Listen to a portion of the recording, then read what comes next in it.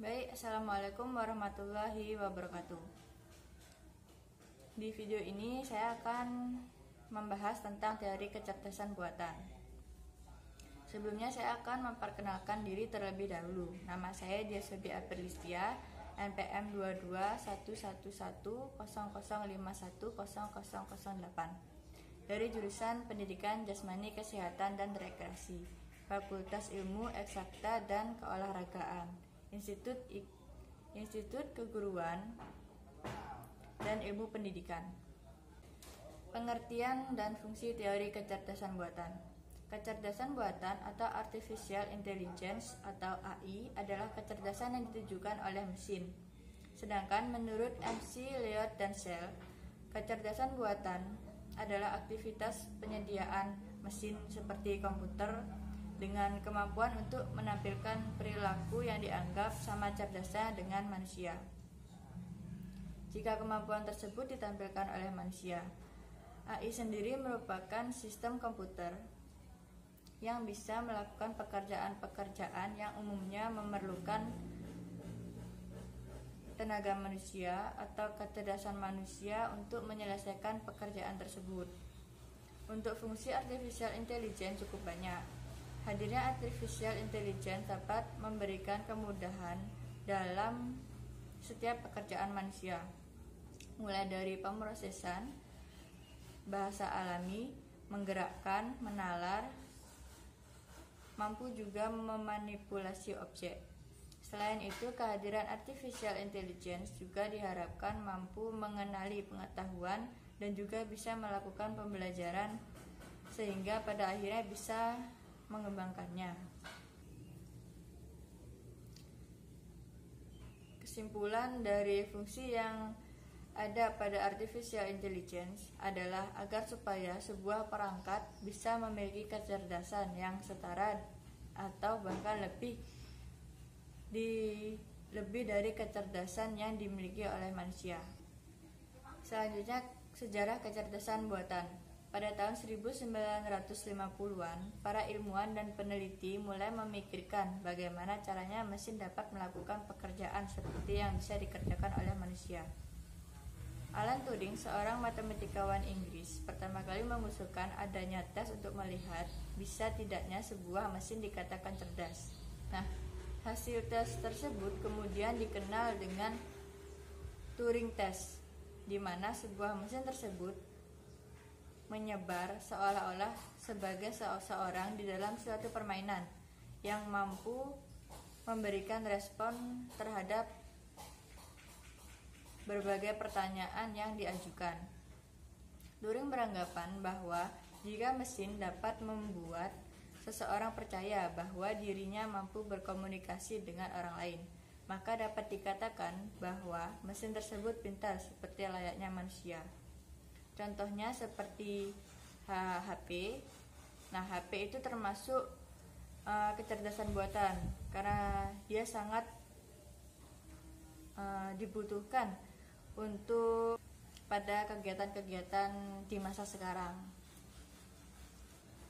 Selanjutnya, beberapa program AI yang dibuat pada tahun 1956 sampai 1966 antara lain, yang pertama, logic theories. Diperkenalkan pada Dartmouth Conference, program ini dapat membuktikan pernyataan matematika. Yang kedua, SAT-SUM, diprogram oleh Robert Kalicki 1960. Program ini mengetahui kalimat-kalimat sederhana yang ditulis dalam bahasa Inggris dan mampu memberikan jawaban-jawaban dan fakta-fakta yang didengar dari sebuah percakapan. Kemudian yang ketiga, ELISA, diprogram oleh Joseph Weizenbaum 1967. Program ini mampu melakukan terapi terhadap pasien dengan memberikan beberapa pertanyaan. Selanjutnya, sudut pandang kecerdasan buatan. Pengertian kecerdasan buatan dapat dipandang dari berbagai sudut pandang, antara lain yang pertama, sudut pandang kecerdasan. Kecerdasan buatan mampu membuat mesin menjadi cerdas atau berbuat seperti yang dilakukan manusia.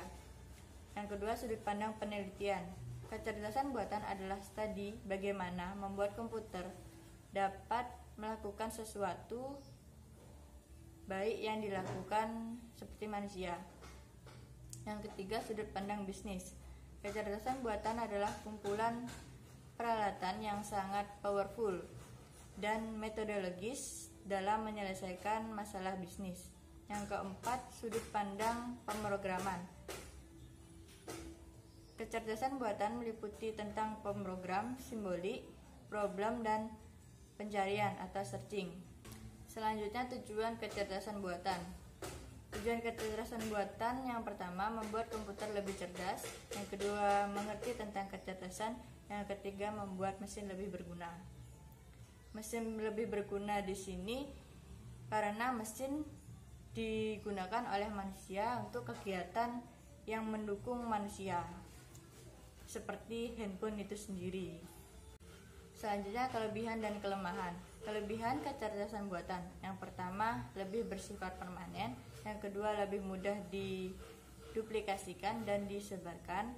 Yang ketiga, lebih murah. Yang keempat, dapat mengerjakan beberapa task lebih cepat dan lebih baik dibandingkan manusia. Ya, kemudian kelemahan kecerdasan buatan. Yang pertama, tidak kreatif. Manusia lebih kreatif dan luas dibandingkan AI harus melalui sistem yang dibangun. Karena AI di sini masih membutuhkan bantuan dari manusia. Yang kedua, penggunaan pengalaman. Manusia dapat secara langsung. Namun AI harus dengan input simbolik. Bersifat langsung karena AI masih membutuhkan bantuan dari manusia.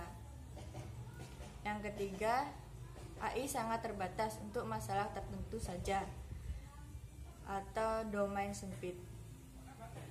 Domain di sini artinya fisiknya sempit. Nah, manusia memiliki fisik yang luas atau domain yang luas. Kemudian saja kesimpulan. Sebuah studi tentang bagaimana membuat komputer melakukan hal-hal yang pada saat ini dapat dilakukan lebih baik oleh manusia. Tujuan kecerdasan buatan, membuat komputer lebih cerdas, mengerti tentang kecerdasan. Yang ketiga, membuat mesin lebih berguna. Oke, itu tadi video singkat tentang kecerdasan buatan yang saya pahami. Kurang lebihnya saya mohon maaf. Apabila ada kesalahan, kekurangan kata, mohon dimaklumi. Sekian dari video saya, semoga bermanfaat. Assalamualaikum warahmatullahi wabarakatuh.